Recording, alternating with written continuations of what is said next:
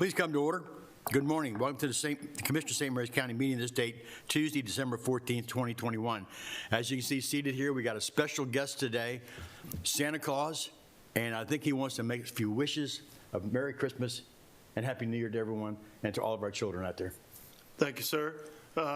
Welcome y'all to the St. Mary's County Commissioners meeting here. I would like to wish all of you a Merry Christmas, or for others, a Happy Holidays. May all your dreams come true, provided you're on the nice list. If you're on the naughty, you got to work on that. Otherwise, I hope y'all have a Merry Christmas and a Happy New Year.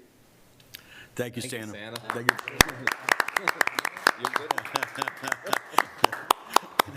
Thank you very much. Thank you very much. Have a good day. We will now. We will. Thank you.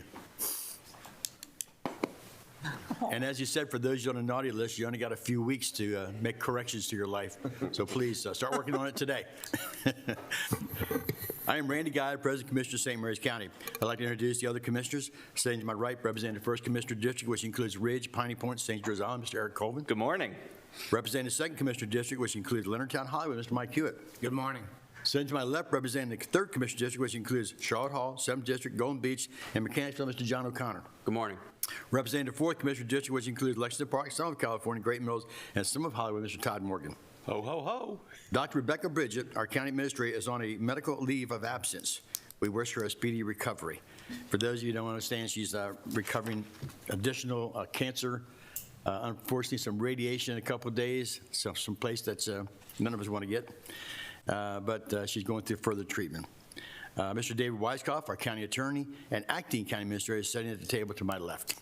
Good morning. Elisa Cassis, our communications director, is sitting at the table to my right. Good morning.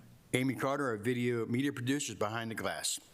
Please turn your cell phones off or on vibrate. When you come to the presenters table, please approach by coming down the center aisle. And remember, this meeting is being televised, so you need to speak clearly and directly into the microphone for recording purposes. At this time, we'll have the invocation and pledge by Commissioner O'Connor. Please stand. Heavenly Father, we come today before you, humble, with open hearts, open minds, praying for those loved ones around us, praying for Dr. Rebecca Bridget in her trials and suffering with cancer, that you may lay your healing hands upon her and have your angels surround her and comfort her and her family during this time. Lord, we pray for those in the Midwest that are suffering right now and all the families that are out there, that you may provide them with some peace as they navigate all the devastation that has been put before them. We pray for the first responders that are out there, that you give them strength, you give them rest and comfort as they make their way through all of the damage and the lives that were lost before them. We thank you for this opportunity that we're here, we're able to gather, and the families that are able to gather without any tragic loss, and those that are with tragic loss, that you guide them, you comfort them, and they come together peacefully as well. In Jesus' name we pray. Amen. Amen. I pledge allegiance to the flag of the United States of America and to the republic for which it stands, one nation, under God, indivisible, with liberty and justice for all. Thank you, Commissioner O'Connor. Next, we need the approval of the consent agenda. So moved. Second. I have a first and second. All in favor? Aye. Any disapprovals? Ayes have it. At this time, okay, I see Dr. We need a motion to adjourn as Commissioner of St. Mary's County. I move to adjourn as the Commissioners of St. Mary's County and reconvene as the St. Mary's County Board of Health. Second. I have a first, second. All in favor? Aye. Motion carries. We will now have Dr. Brewster, our health officer for St. Mary's County, come forward and give us an update. Good morning, sirs. Good morning. Morning. Good morning. Thank you. Great. So as you know, commissioners, we've statewide, the health department has been dealing with an IT security issue that has compromised our ability to gather and report COVID-related data. So the data that I'll be presenting today is actually from about a little over a week ago. So real quick, Dr. Brewster, we just want to acknowledge the school system, the Board of Ed, for their willingness to step up and help out. Yeah, they've been fantastic. The school system stepped in and contributed MiFi hotspots to the local health department, and so we've been using that on a daily basis since then. I also want to acknowledge Bob Kelly and county government, because they also have been really phenomenal stepping in to offer resources and support as well. Good. And Dr. Brewster, the issue is the statewide health department system is down? Yes, it's the MDH, the state health department, the state health department systems and databases. This, of course, impacts the functioning of our local health departments. All the data that we rely upon for COVID-related metrics are tied into the statewide databases. So when we can't access the databases, we're not able to access the data that we need locally. So you're back to the telephone? Yeah, we're doing a lot of telephone. Fortunately, of course, as you recall, our local health department had a IT security challenge at the very beginning of the pandemic. And in our recovery from that challenge, we were able to create avenues that we can rely upon if a situation like this was to happen again. So. As of a week ago, we were still at high transmission levels for COVID-19. If people were to look now on the CDC or Johns Hopkins or other national websites to look at the data for Maryland, it would appear as if Maryland has low or moderate transmission rates in most of its jurisdictions. That is not correct. That is an artifact of the lack of data reporting that's going on right now in Maryland. We are, through all indications, there appears to be a rise in cases and hospitalizations nationally, and we suspect that the same thing is happening here in Maryland, and likely we are continuing to be currently in that high transmission state. Okay, go to the next slide, please. Again, most of these metrics are from a little over a week ago. We have seen that we've started to see the fully vaccinated 5 to 11-year-olds based on this new recent availability of vaccine for that age group. So we've reached a point now where there's been at least 6% of our 5 to 11-year-olds in the county who are now fully vaccinated against COVID-19 virus.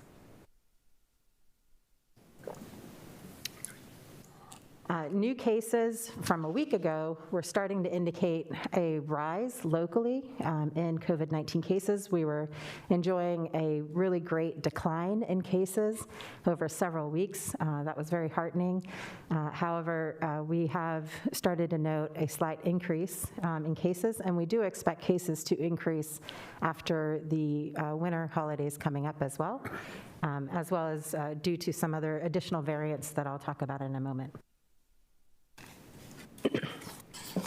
While the state-level data sources are not yet available to us, and it's difficult for us to describe locally the total accurate picture of numbers because of this IT challenge currently, we are continuing to track our local wastewater surveillance.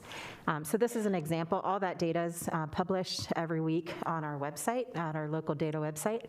And this is an example of one of the sites where we collect wastewater and analyze for the presence of COVID-19 virus. And we have started to note in those recent analyses an increase in the viral load in our wastewater. This sample is collected from the Lexington Park site. Again, from about a week ago, starting to show a slight rise at that point in time in cases. And the daily case rates for each age group have also were also starting to show an increase about a little over a week ago.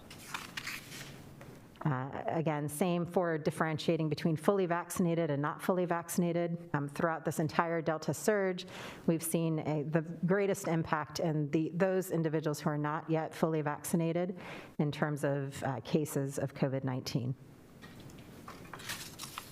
Hospitalizations also, at the time that we were able to last assess them locally for SMC residents, were indicating a rise as well. This is more apparent, of course, in those who are not vaccinated, not fully vaccinated. We have seen the greatest share of hospitalizations occurring in those individuals who are not fully vaccinated. New hospitalizations by month and age, we were able to post the full month of November, which is new for our data dashboard. And again, the majority of hospitalizations happening in that 60-plus age group, although we do see a good number of hospitalizations happening in that 20 to 39 and 40 to 59 age group as well. This is the cumulative number by age and vaccine status. The dark blue color in the bottom of each bar are those individuals who are not vaccinated. COVID fatalities, as we've talked about before, and again, this data is from over a week ago, we have had a significant number of St. Mary's County residents passing related to COVID-19 in the past handful of months. Since late October, we've added on at least 30 or 40 fatalities in this county.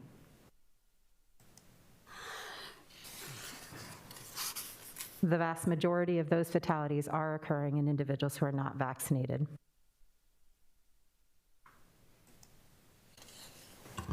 Because I don't have a very current, to-the-date local data to share, I thought it would be important to share what's going on around the world. This is something we're paying very close attention to, particularly because there's a new variant on the scene, which I'll talk about in a moment. We are seeing cases spike dramatically across the world. In particular, we're seeing the impact in Europe with UK. If you look at the line, for the UK and for France, you can see how steep the rise has been. Nationally here in the US, we're also experiencing a sharp rise in cases with a very steep incline, and seeing that to some degree in Canada as well. Omicron. So the Omicron variant of concern is now in the picture worldwide and here in the US. There are at least 30 states in the US, including Maryland, who have now identified the Omicron variant of concern of COVID-19. The Omicron variant is one that we're particularly concerned about because there's a large number of mutations on this variant compared to the prior strains of COVID-19 that we've seen before. When there are large numbers of mutations on a variant, you always get concerned about whether that variant is more resistant to either natural or vaccine-related immunity. And I'll talk about all of that in a moment. And of course, the other concern, as it is always with any new variant, is how contagious is this variant and what kind of severity of illness does it lead to? So it's very early in the emergence of this variant and in our understanding of this variant. We've got a couple handfuls of studies to go off of that are laboratory studies, where they've looked at blood samples and they've introduced the Omicron variant to those blood samples and have determined what kind of response antibodies are having to those blood samples. That's within a laboratory setting. Those studies seem to indicate that the antibodies, what we call neutralizing antibodies, they neutralize the threat, that those antibodies aren't responding as well to Omicron as they were to prior variants, including Delta. That is very concerning because that gives us an indication that our immune system may not be responding as well to Omicron as it has to other variants. And that could be natural immunity, because some of the studies have been done in individuals who've had infection from COVID before, or it could be vaccine-related immunity, because some of the individuals whose blood samples have been studied have had full vaccination as well. However, the neutralizing antibody issue does not necessarily just yet in and of itself equate to vaccine effectiveness. Our immune systems, as we've talked about before, are very complex. There's more than just the neutralizing antibodies that are part of our immune system. We have other parts of our immune system that are working against threats that come into our body. And it remains to be seen how effective those parts of the immune system are to this variant of concern. However, we are following this closely because that decrease in neutralizing antibody responsiveness to Omicron is something that we're very concerned about. And again, we see a decrease in the activity of that neutralizing antibody, including in individuals who've had previous infection with other COVID strains. We've also had some level of studies thus far, early studies thus far, that are looking at the real world science of Omicron. So outside of the laboratory, how is it actually functioning in the countries where we're seeing these large spikes of cases? Most recently, there was analysis from the UK, and that analysis seems to indicate that there is a higher risk of transmission of Omicron variant compared to the Delta variant. And, again, these are early studies, but it does seem to indicate that the Omicron variant is more contagious compared to the Delta variant, which was more contagious than some of the prior COVID strains that we were dealing with. That they're expecting that there would be a doubling of cases, of Omicron-related cases, every few days. And that there may be lower vaccine effectiveness, right? So that individuals who are fully vaccinated may have lower effectiveness of those vaccines against the Omicron variant compared to, for symptomatic infection, compared to the effectiveness of the vaccine against Delta. And in one study, in one analysis, it appeared that those who are some months outside of their 2-dose Pfizer vaccine, the effectiveness of the vaccine at that point against Omicron infection was about 30 to 40% against symptomatic infection. So that is a significant decline from the 90-95% we had originally with that vaccine. However, the good news is that individuals who got a booster, right? They got a booster dose. That effectiveness of the vaccine then rose to about 70 to 80% against the Omicron variant, which is very encouraging and positive news. It does suggest that these vaccines are maintaining some level of effectiveness against the Omicron variant, and that particularly when an individual has been boosted, that effectiveness is much greater in the time period after boosting. What we don't know yet, and this is because hospitalizations tend to lag about a month behind cases. What we don't know yet are the effectiveness of either vaccine immunity or natural immunity from infection against Omicron when it comes to severe disease, hospitalizations. Now, typically in the past, the vaccine effectiveness was greater against severe disease versus against any kind of symptomatic illness. And so we'll keep a close eye, of course, on what's going on around the world. And we'll hopefully have more data on this within the next couple of weeks, because that allows us to better prepare, of course, our healthcare systems and hospital resources for what may be ahead. With the Omicron variant, in the real world studies that have come out thus far, has come out thus far, we're also seeing a higher rate of reinfections, or a higher number of reinfections that with Omicron compared to what we saw with Delta variant, for example. That individuals who were previously infected with Alpha or Gamma or Delta variant of COVID-19 are susceptible to getting reinfected with Omicron. So we are seeing a higher number of those reinfections. We're still waiting to see what the population rate of reinfection will be. We think it's probably somewhere between 3 and 8, maybe even higher. We need a couple more weeks at least before we can get closer to a population rate.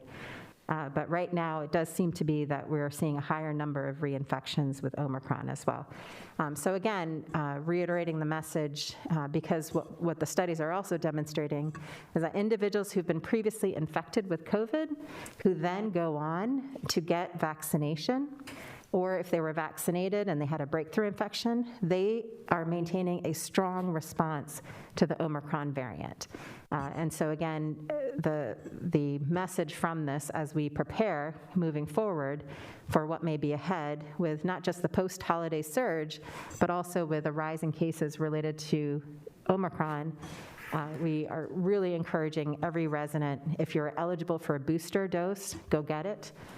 If you haven't been vaccinated yet, to please get vaccinated, and we'll certainly be monitoring what's happening around the world.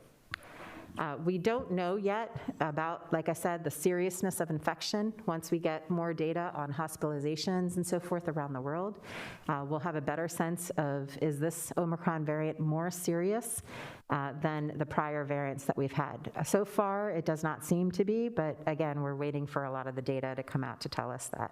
Do we know if there have been any deaths from Omicron? I don't have that data yet.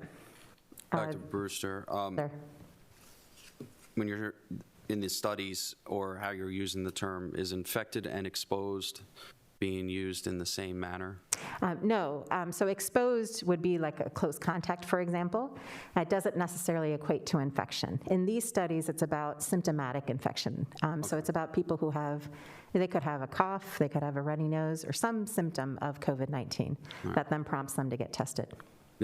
Would it also, does the study imply at all that those that are exposed that could have had symptoms or did not have symptoms is it the same applicability with the vaccinations as well as the higher immune response to? Yeah, those are great questions. The studies that we have thus far, the real world studies thus far, are looking at individuals who've been diagnosed with COVID-19. Okay. And in looking at those individuals who've been diagnosed with COVID-19, they're determining how many of them were contacts of somebody else who was likely the first case of Omicron that then transmitted to them. Like, were they secondary cases or were they primary, that kind of thing, especially like in households where we know that risk tends to be greatest. And so that's how they're looking at quantifying the risk of, or the contagiousness of the virus, is looking at those settings. And just the reason I'm asking is because the first responders are constantly, especially in the medical field, are constantly being exposed, may not so much be affected. And I wanted to know if there was anybody focusing on that particular group of individuals to see if the constant exposure, even at a mild level, is causing their immune system to constantly build itself if they're vaccinated or not, and what the difference is between the two. Yeah, that's a great question. I'm not aware of any specific studies yet on that with Omicron, but definitely I'm sure that's being looked at, especially it typically happens with hospital workers and healthcare workers in institutional settings because they're probably the ones greatest exposed. Yeah, I'm kind of looking at it from the daycare model. The one child goes to daycare that's sick, everybody gets sick, then after that, they pass on, they don't get as sick the next time going. Yeah, absolutely. And I think, again, all this data is very early, and we're looking at things very closely, especially what's happening in other countries where it's already started to surge. Okay. And we'll definitely keep an eye on things here in the U.S. as well as it emerges here. But the early indication is that this is much more contagious than even Delta itself, which was much more contagious than prior strains. And so, but that, like I said before, the vaccine plus booster or infection plus vaccination, it seems to really be the best option in terms of immunity from any of those symptomatic illness infections. Also, one of the other questions that's come up has been about testing.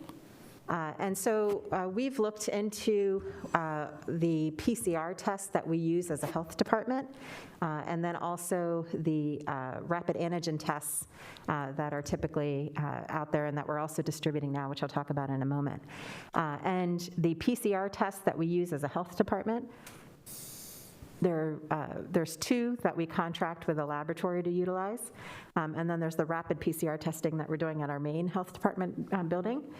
All 3 of those we've checked are sensitive to the Omicron variant, and so should be able to pick up and reflect positives when it's an Omicron variant infection. And we're continuing to do genomic analysis of PCR samples in this county. It's not happening for everyone, but it does happen for some. And thus far, we have not yet been notified of an Omicron presence. But again, I do want to note, because of the IT system issue that we've been dealing with over the past week, we may not be getting reports of that just yet, and it may be happening. If you could go to the next, please. So testing continues on the same from when I was last here. We've got 3 testing sites that the health department is operating, in addition to testing that is available at a variety of primary care and urgent care and hospital locations. And the rapid PCR testing is available for individuals who are symptomatic with COVID or are identified as a close contact in an open investigation. And for those individuals, if they want to access the rapid PCR testing, they can call our health department for an appointment at the information at the bottom of the slide. New, since we last came, we just announced this last week, and then yesterday more formally. I'm very pleased and grateful to our library system. St. Mary's County Library, we've partnered with them to set up distribution sites for take-home rapid antigen test kits. And I'll talk more a little bit about what that rapid antigen test kit is like. This is something we've rolled out very recently. Every week, we're giving a supply to each of the 3 libraries for them to distribute, which they do through a curbside or drive-through mechanism. Individuals in the community can call the library, one of the 3 libraries, to see if they have any supply. I will say, since the announcement yesterday, we did run out of that supply. So we are waiting for more from the state. We've requested more from the state as well, and hopefully should be able to restock that supply next week before the holidays. For those who are taking a rapid antigen test, whether it's one of these take-home kits from the library or whether you're getting a rapid antigen test at an urgent care or buying one from a pharmacy, please keep in mind that rapid antigen tests, right, this is different from the PCR tests that the health department does at our 3 sites, but rapid antigen tests do have a higher rate of false negatives. You could get a negative test result when you actually have COVID. Because of this higher rate of false negatives, we are asking individuals, if you have symptoms or if you're a close contact of somebody who has COVID-19 and you get a rapid antigen test that is negative, please consider going to get a confirmatory PCR test. All right, so a confirmatory PCR test. Some of the urgent cares will do it at the same time they do your rapid antigen test, or if you want to check out one of the 3 locations we're managing as a health department, the link is there. The other option, or in addition, you could consider repeat antigen testing about 36 hours after that negative rapid antigen test. And that's partly why the kits that we distribute through the libraries comes with 2 tests in it to help in that situation. Those are free to our citizens, correct? I'm sorry? Those kits are free to the citizens? Yes, they are. Thank you for pointing that out. They are free. The supply is limited. We're distributing everything we get, and appreciate the work of the library teams. I know they have been answering a lot of phone calls and doing a lot of work to try to make these tests available. So thank you very much to the library staff and team that are doing this in partnership with us. Updates here is mainly on boosters, so we'll go over to the next slide, please. This is about boosters. So recently, the update from when we last met is that 16 and 17-year-olds are now eligible to get a booster dose, have been approved now to get a booster dose 6 months after their 2nd dose of Pfizer. So all of our clinics through the health department that are with that 12 and older group, are the 16 and 17-year-olds can now get their booster dose. And again, for those who are still looking for vaccine for their 5 to 11-year-olds, there's several different sites here in the community, and we have clinics. We actually have one tomorrow, I believe, as well, through the health department at our Hollywood drive-through vaccine site.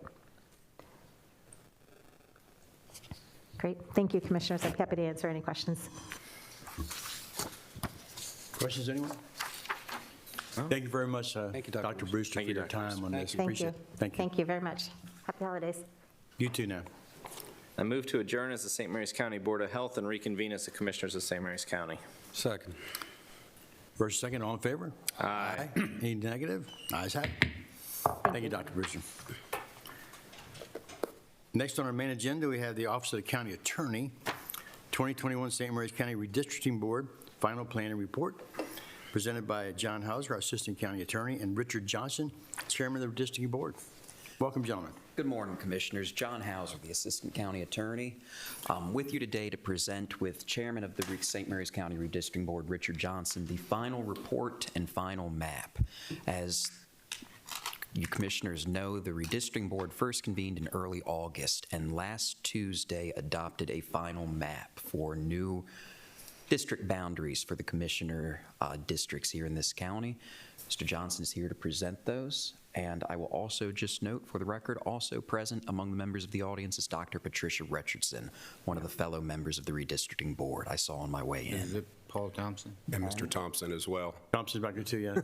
Should have taken another look before I said that. That was on mine. That was on me.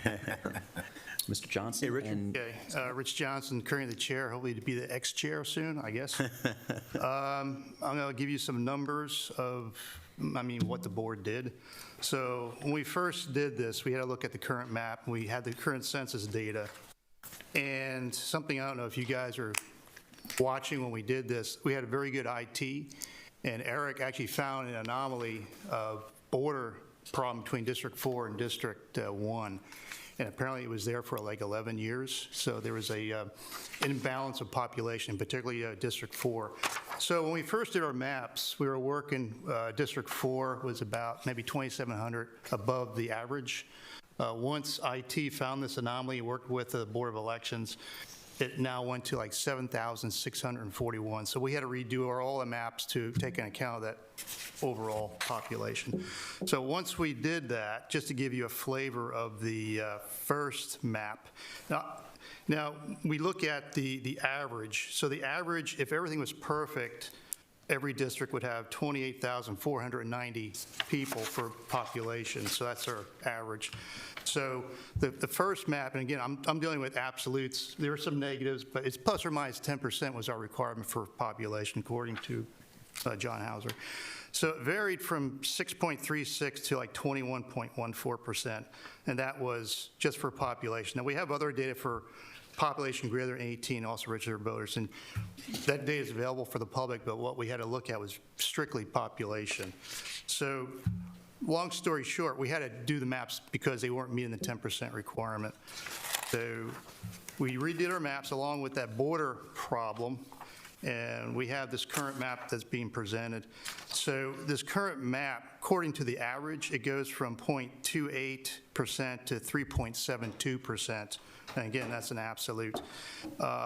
As for each district, I'll just give you some numbers. For like District 1, it's 315 above the average for people right now. District 2 is 82 people above the average. District 3 is 663 above the average. Now, District 4 is 1,059 below, but all within the 10% requirement. So the other thing I also look at, in addition to what John looks at, I also look at adjacent districts on how they compare with percentages. So just to look at that, and once you get really close to that average, both those numbers are tracked pretty well. Like I said, for the first one, for just to the average, is 0.28 to 3.72%. When you look at adjacent districts, it's like 0.81 to 4.77%. So it's within a percent of the data. So this meets the requirement for the plus or minus 10% that we did. So is there any other questions or? So District 1 remains the only non-contiguous district that isn't fully connected to, it has two different parts to it. Right, District 1 still hits District 4 and District 2. So District 4 only hits 1 and 2, and 3 only hits 2. So it's pretty much the same as the prior map. Contiguous is a little bit of a legal term of art in the redistricting process as well. Maryland, unlike many states, and this is perhaps because of just how much water elements we have present in this state compared to the average state, there is case law in Maryland that if a redistricting district, be it municipal, legislative, or congressional, is only separated from another part by a body of water, legally that fits the definition of contiguous. There's no requirement of a land connection or a bridge or anything. Interesting. So District 1 as configured, even though District 4 does bisect the land parts of it, because we've got just the St. Mary's River between kind of the southernmost part of District 1 and the western part of District 1, it does fit the legal definition of contiguous, even if it may fit nobody else's definition of contiguous but mine. Interesting. Interesting. It sounds like we're cutting hairs, or splitting hairs, I'm sorry. My point would be is that that was unavoidable, not to have contiguous by land, District 1? There was a way, if the redistricting board had chosen, certainly prior drafts, there were iterations of District 1 that were a more generous definition or lax definition of contiguous, or a strict definition of contiguous, I should say. That could have been done while still maintaining the correct population. But it was not the approved. But that was not what the approach that the redistricting board ultimately settled upon. Would it have given you the close deviations? I mean, these are pretty close, 1.1, 0.29, 2.3. That's pretty close deviations. That's pretty good. No, there was definitely room, and this redistricting board from the beginning was always guided by an absolute fidelity to the principle of one person, one vote, and trying to keep that population as equal between the districts as it could. As the commissioners well know, after public hearing and input from members of the public, the redistricting board did make a determination on its own to keep the existing boundaries of District 4 with respect to Great Mills and keeping that part and parcel with Lexington Park. I think the one thing to go back onto the land, sea, air conversation that has started with Commissioner Colvin is I pull up the Maryland's congressional districts, and then I look at District 1 and District 4, and I can't but help strike the similarities between how the 5th congressional district cuts through the 4th congressional district. And I mean, not that it was done intentionally or by any means, but wow, looking at the two maps side by side, I mean, you could have just seen how that swath was cut through and all the way up. I don't know if that was intentional or it's just the way it laid out, but. As far as I know, it was not intentional. All we looked at was population, so that was our main focus. Yeah. You got a question, Commissioners? Well, I want to thank Mr. Johnson for his leadership on the board. Thank all the board members for their hard work. I know it was a little touchy at times, and I appreciate it very much. I thank Mr. Hauser for his work as the attorney on the board, and we appreciate all the work that went into it. Yeah, I definitely want to recognize Mr. Hauser and our IT department, like you mentioned. They did IT a was phenomenal major. job, and Eric Benson, they did incredible work. I always say you should give that guy a raise, but, I can't. He was very good. I appreciate all you guys having confidence in the board, so I guess we'll submit this to you, and we'll be done. Thank you. Thank you very much, Mr. Johnson. Mr. President, I want to recognize Mr. Kelly's team as well. I believe this was a first where they used this type of technology to go ahead and assist and build this out, and it helped heavily. I appreciate that.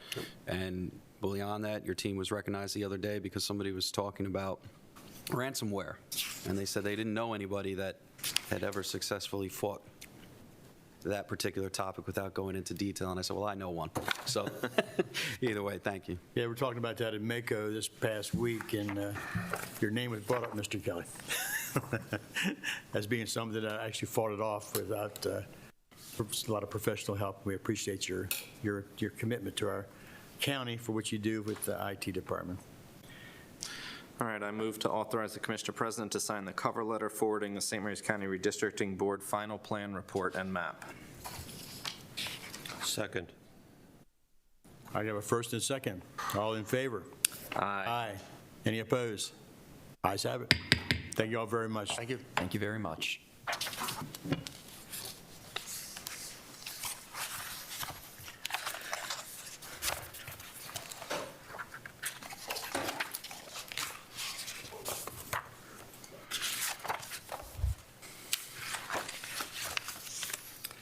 Okay, next we'll move right into county administrator time, and let's turn it over to Mr. Weiskopf. Thank you, Commissioner President Guy. First on the agenda is the draft agendas for January 4th and January 11th. As you know, there will be no meeting of the commissioners on December 21st or 28th. And on the draft agenda for Tuesday, January 4th, we'll have the invocation and pledge by Commissioner Morgan, approval of consent agenda, and a public hearing from the Department of Land Use and Growth Management to amend the comprehensive zoning ordinance for new uses, solar major and solar minor. And at 9:20 will be a public hearing decision to amend the comprehensive zoning ordinance for ag alcoholic beverage production and alcohol beverage production, and to delete the current uses of distillery, winery, and farm brewery. At 9:30, there will be a request for a public hearing by the Department of Land Use and Growth Management regarding a comprehensive plan amendment to change the split land use from residential mixed use and mixed use moderate intensity to entirely mixed use moderate intensity, and a zoning map amendment to change the split zone property as well. And then at 9:40, again, the Department of Land Use and Growth Management requests a public hearing for a comprehensive plan amendment to change the land use from rural preservation to residential mixed use, and a zoning map amendment as well regarding property at Pike Lane and Three Notch Road in Hollywood. And then at 9:55 would be county administrator time, 11 would be county commissioners time.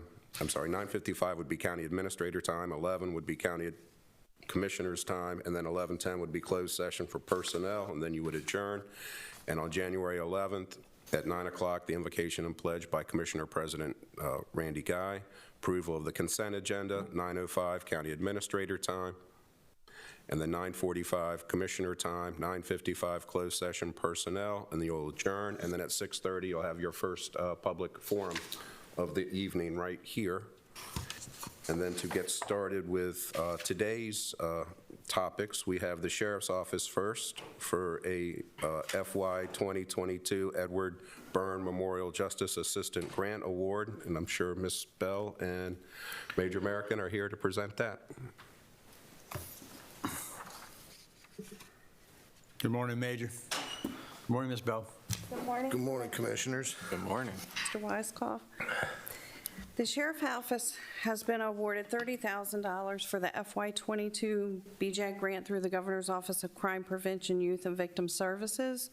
The funding is awarded to cover the first-year costs of Lexapol, CorticoShield Law Enforcement Wellness App, in support of the Sheriff's Office Wellness, Mental Health, and Crisis Intervention Initiative. This grant is included in the Sheriff's FY22 budget at the prior year rate, so a budget amendment is included to reduce the actual award. Your support and approval of this award is requested today. I move to approve the FY22 Edward J. Byrne Memorial Justice Assistant Grant Award through the Governor's Office of Crime Control and Prevention, Youth, and Victim Services in the amount of $30,000 for the purchase of Lexapol CorticoShield Law Enforcement Wellness App in support of the Sheriff's Office Wellness and Mental Health and Crisis Intervention Initiative, and authorize the Commissioner, President, Sheriff, and staff to execute the related documents and submit electronically. Second. I got a first and second. All in favor? Aye. Any disapprovals? Ayes have it. Thank you. Thank you, Commissioners, and thank you, Ms. Bell. If you could be so kind as to switch seats with Ms. Pratson and Major American, stay right where you are. We have a reclassification request for a vacant position. Good morning, Commissioners. Good morning. Good morning. In November, the Sheriff's Office submitted a request to reclassify the vacant Central Security Room Specialist position to a court deputy. This is similar to a request the Commissioners approved earlier this year, and the Central Security Room Specialist is a singular position, and making that position a court deputy will allow for efficiencies in staffing. When someone's vacant or someone's out, you can move a deputy in. And that's what currently is occurring with that position, and that would just streamline the process. The Sheriff's Office estimates that a half-year cost is $3,500. My estimate came in a little lower, so I'm thinking it's closer to $2,400, and that is funded in the Sheriff's Office budget. I move to approve the reclassifying the vacant Central Security Room Specialist position to a Court Security Officer position effective January 1, 2022. Second. Discussion. What is a Central Security Room Specialist, just for FYI? It is the personnel that monitor the cameras throughout the courthouse system and also facilitate the opening and closing of secured doors. Okay, so this is just a position that's currently vacant. You're going to hire somebody else, you'd like to pay a little bit extra. It's basically that, but what it also allows us to do, Commissioner, is since it'll be a court deputy position, if you're monitoring all these cameras and we keep adding technology and watching more cameras, and, you know, studies have shown you can only watch so many cameras and then you start getting complacent and overload. So it'll allow us to move that position into like courtroom work and move another guy around so you have a fresh person that can watch the stuff and increase our efficiency and public safety. Okay. Any other questions? Sounds good to me. All those in favor? Aye. Any disapproval? Ayes have it. Thank you, Commissioners. Thank you, Commissioners. Thank you, Commissioners. Item D is from the Department of Economic Development. Chris Casalemas presenting regarding the expansion of the Mattaponi Rural Legacy Area. Thank you, Mr. Weiskopf, and good morning, Commissioners. Morning. Today, we're asking you to sign a letter of support for the proposed Mattaponi Rural Legacy expansion. The process to establish and or expand Mattaponi's Rural Legacy Area is initiated by a request from our land preservation partner, the Southern Maryland RC&D, to the state. RC&D's request must include a letter of support from the county commissioners. The request will then first be considered by the Rural Legacy Board and then by the Maryland Board of Public Works. The Department of Economic Development received an intent to request the expansion in March of '21. Since then, the Navy's indicated support also to further expand to protect Patuxent River Naval Air Station from encroachment. Our department provided extensive outreach to property owners to ensure they were aware of the proposed changes and to provide an opportunity for property owners to request to be removed from the expansion area. Many property owners are very excited about this opportunity they're going to have their land preserved, but some others were not interested at this time, want to have their properties removed. Our department provided 4 direct mailings to each property owner within the proposed expansion area. Initially, we mailed a letter and a map to all landowners who would be impacted. Next, we did a virtual meeting. We had a real meeting scheduled because of COVID. We had to change it to a virtual meeting, but we notified each property owner of that meeting. We also sent a follow-up card to each one telling them that virtual meeting, which was recorded, was on our website in case they wanted to view it. And then we did another final postcard to everybody saying, hey, this is the final map. We gave them a revised version of that. We also had an open house before the final mailing at Lexington Park Library on September 8th. We had maps up there, and we had staff from our department and RC&D on hand to explain to individuals one-on-one and accept any request to be removed from the map. So in all, we did have 36 parcels that were requested to be removed. All those requests have been accommodated. The map that's in your packet reflects the revised map. We did have a late request late last week, and we're going to remove that person also, so we will accommodate that person. Just for reference, there are 480 parcels, so we had 36 requests, 37 now to be removed. And we do have time also, so actually has to be done by, I think, the 22nd of January.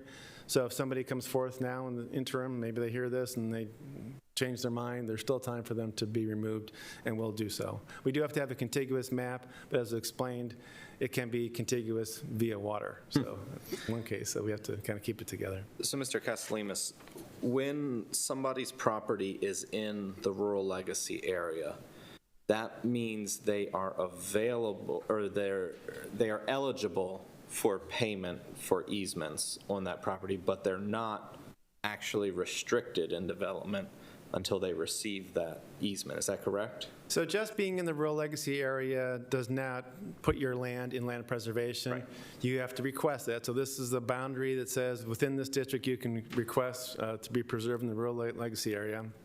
You go forward to our partner, the Rural Maryland RC&D, or Southern Maryland, and you say, I'm interested in this, get more information. If you sign up, they'll tell you what the restrictions are, and if you do sign the paperwork, you'll be restricted in what you can do. You can negotiate. I think there are some things you can say, I need to have one more house or a family house, and you can do that. That's all in the original agreement, but you are restricted at that point, and you get payment for restricting your development or limiting it. So what is the incentive for these 36 parcels to remove themselves from the map? There is, so if you're within the map, you cannot use TDR to expand, to increase your density for development. Okay. So outside of any rural legacy area, you can buy TDRs within certain sizes. You can increase your density to, I think it's from 3 to 5 per acre. So you can't do that once you're in the rural legacy area. So there are some cases where there are parcels within a certain size. If I'm in the rural legacy area, even though I may not want to participate, I can't go out and buy TDRs to increase that density if I want to develop. So that's why some of those people are like, I'm not sure I want to be in it. I want to leave my options open. I don't want to be in the map. Good to know. Mr. Castellanos, I'm not sure if our staff is capable of putting this map up on the screen for the public to see. Is it in board docs? Yes. Okay. Because when we just talked about redistricting and gerrymandering, this map looks like quite a gerrymandered map. What that leads to is you had the existing, which is in red, and again, when people aren't able to see it, it's probably hard to understand what I'm talking about. But what I'm looking at is a red and a green on this map I have in front of me. Right. Now, the red is the existing, and the green is the proposed. Now, I would wonder why we wouldn't make the red more contiguous. What is the advantages of moving all this green over to the western part of the county? What is that like? Are we after just more land to preserve? What's the thought process behind doing that versus taking more of it south? So this, again, the proposal came from the Southern Maryland Resource Conservation and Development Agency. And the reason it looks a little open, because there are certain neighborhoods where it's small lot neighborhoods, residential neighborhoods, and they're not eligible anyways. There's no reason to include them. Sometimes when they get a notice, they get a little upset and go, I don't know what this means. It doesn't affect them one way or the other, but they're nervous about it. So we try to cut them out. And then we do have requests from people saying, hey, I'm not interested in being in this map. So there are some gaps within the map, but it is contiguous. It's just trying to capture as much as we can. Again, it's many property owners are very interested and have been interested for a long time, and they want to be part of the process. They want to be included in the map. Some people aren't. This increases the size. I think it's close to, well, at least doubles the size of it. Okay, the reason for the Rural Legacy Program is to take more land out of potential development. Is that true? Correct. Okay, so we have a goal to meet. How are we doing on that goal? I don't know if I have the numbers off the top of my head. I don't know. Well, 23,000 protected. 23,000 acres? We have 23,000 acres protected. And we're looking for 60,000? Overall in the county. Overall in the county, 60,000. Yeah, that sounds like a lot of acres to, we got a long way to get to that goal. Yeah. How long has this been going on? 20 years, 10 years? I don't know if I have that information off the top of my head. Okay, maybe you can get it to me later time. Yeah. I mean, I'm not opposed to it, but just when I just saw this, it struck me as why aren't we doing more of the red down in the southern part of the county, where it seemed like it would make more sense instead of stretching it over into.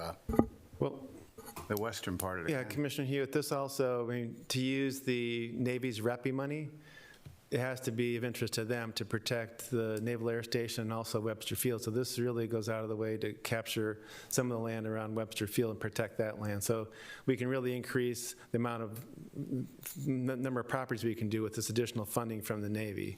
So again, we're looking to preserve land, keep it in family farms, keep it as rural. I mean, one of our beauties here is that we have a rural character, rural landscape. These are not in the development districts, obviously. So this is an area that we hope will stay preserved as rural. This is a way to help ensure that happens and also compensate those property owners. Okay, I guess the last question I have, and what I guess I'm ultimately driving at, is we have two legacy areas, Huntersville and Mattaponi. Correct. Now, I lived in this county 60 years, and I never had heard of Huntersville, but I have heard of it since I've been on this board. And the point is that that goes north, also Reppy, up Patuxent River and Hollywood going north. How come we always focus on Mattaponi and not Huntersville? Well, we have two different partnerships. We have Rural Conservation and Development working the Mattaponi. We have the Patuxent Tidewater Land Trust working the north one. And we hear about both. I think RC&D tends to be a little more active in getting property owners interested. So it's two different agencies. Two different agencies. They both do a good job, but RC&D is a little more, maybe, I don't know the word, persistent. They had a little bit more success. So they've kind of knocked out a lot of the potential properties in the existing, and they came forward and said we're ready to do more. And we've heard from property owners who want to be included. So they came to us with this proposal, and we support it. Okay, thank you. On a different note, how do you guys get the lists of people that have opted into this, like LLCs and corporations that own it, family trusts, things like that? Do they approach you, or? No, we do research, and I'm not exactly sure which method we use, but we have a list, and it's not just the parcels, it's actually who the owners are. So sometimes it's LLC, sometimes it's partnerships, and they're the ones who we notify. We don't just send it to the address, we send it to the ownership based on the records. But they can voluntarily sell their development rights and things like that based on the preservation, right? They could actually contact you and say, hey, I want to participate in this. Yes. Go into the conversation in the north end. So if the company's not looking at it, and let's say there's somebody up there that owns whatever acreage would qualify, they could say, hey, look, we want to participate in this, in the legacy program. Correct. They can contact us, and we can let them talk to the partners, the PTLT or the RC&D, and say, here's how you do this process. Okay, good. Any more questions, Commissioner? No. I move to support the Mattaponi Rural Legacy Area expansion and have the Commissioner President sign a letter of support and all related documents. Second. I have a first and a second. All in favor? Aye. Aye. Aye. Any not supporting it? No. One no. Ayes have it.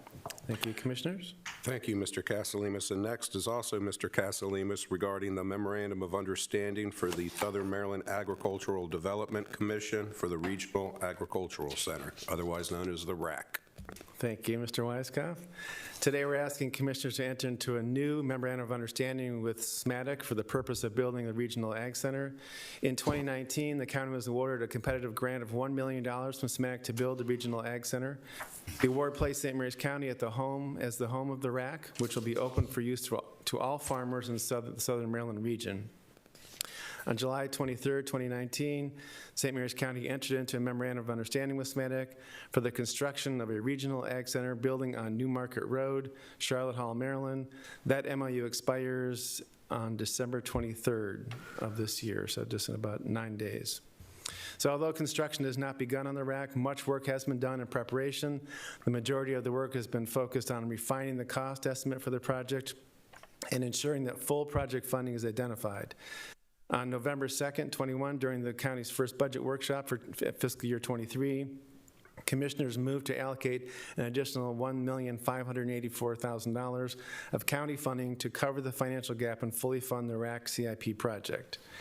Some key points in the new MOU, just for the record, St. Mary's County agrees to build the RAC with a building footprint of no less than 8,300 square feet, as stipulated in the capital improvement project sheet, with a budgeted amount of $4,722,822. In the event the final construction bid results exceed the budgeted amount, the MOU states that the county may terminate the project in consultation with the Tri-County Council of Southern Maryland. If the project is terminated at this point, the county will return to SMATIC $900,000 of the $1 million allocated to the county. We don't anticipate that happening, though. St. Mary's will utilize 7.26 acres of the St. Mary's County-owned 47-acre parcel as the site for the rack, which has existing access to Route 6. The rack will be completed no later than fourth quarter of '23. SMATIC agrees to make a grant to the St. Mary's County in the amount of $1.5 million, the $1 million we have in hand, plus another $500,000.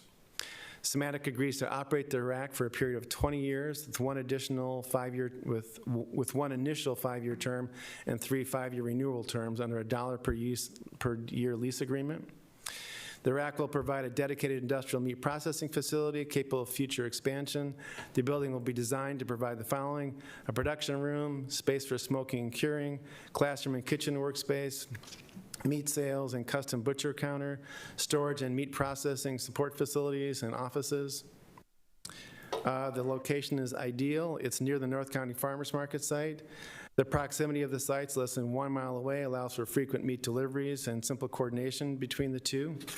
Also, the rack is within a very short distance, 3.3 miles, to the region's only USDA-certified slaughterhouse, the Fisher Slaughterhouse. The rack site will provide the most convenient location for the region's farmers, who will have a short drive from the slaughterhouse to the meat processing site. Both county sites are less than a half mile from State Route 5, a major corridor between southern counties and the D.C. region, an easy connection to the 5 southern Maryland counties. So I just want to recognize John Diedrich and Gary Whipple from DPW for helping to get to this point, Kelly Hinkle and Donna Sasser from my office, David Weiskopf and Jeanette Cudmore, Dr. Bridget for continuing to lead us, and Craig Sewell from SMATIC, he was here also, and also Commissioner Morgan, who really has helped keep this project on track. The only question I have is, I guess, it's not really contractual, but I guess it's going to be in the memorandum of understanding. Maybe Mr. Weiskopf can elaborate on this a little bit further, where it says that for the final construction bid, if it exceeds the budgeted amount of 4.7, may be terminated at St. Mary's County discretion in consultation with the Tri-County Council of Southern Maryland. So based on the wording in there, in consultation, I start thinking agreements. Do both parties need to agree? Is it a hold harmless, where if it goes over, the county ultimately has full discretion to walk away? If it's not our fault, are we returning $900,000 to SMATIC if they can't get the costs in where they're supposed to be? It's in consultation means that we simply wouldn't do it ex parte, one-sided, that we would sit down, have a meeting with them. I'm sorry, I have a new phone and I can't figure out the silence button. That we would sit down with them and have a discussion, but still it would be our decision, the county's decision, and the county's decision alone at the end of the day. Okay, so it wouldn't necessarily belabor the situation, whereas if the cost overruns were that extensive and they said, no, we'll find the money somewhere, we wouldn't have to sit there and basically eat it, is what I'm saying. So we could just basically say, we consult to them, say, hey, look, this is overrun, get it under control. If you can't get it under control, we'll walk away. Certainly, if we can, that's the intent, but that's what the extra money was for, I think, and we're hopeful if we get it out to bid soon, we'll be able to get it. Yeah, I don't anticipate that. When I see that type of language, I just want to make sure that we're not beholden to another. No, sir, we are not. Yeah, all right. And it's great because IT is here, and I think they might be able to figure out your phone. Thank you. Mr. President, I move to enter into a memorandum of understanding with the Southern Maryland Agricultural Development Commission of the Tri-County Council for the construction of a regional agricultural center, and to have the commissioner present sign all related documents. Second with discussion. Tell me, Mr. Castellanos, how much money do we currently have involved in this project? I would have to ask Mr. Dietrich or Ms. Cudmore. Okay, so Under 50,000. we're not too invested at 50,000 or less.